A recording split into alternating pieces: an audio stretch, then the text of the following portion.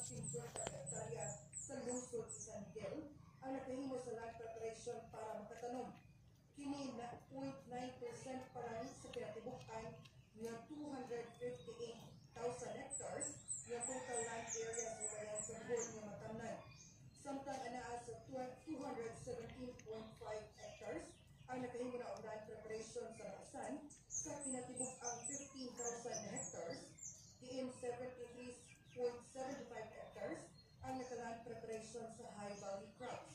3 ka hektarya ang balanghoy o 6.25 hectares ang nahimuan na land preparation sa tubig.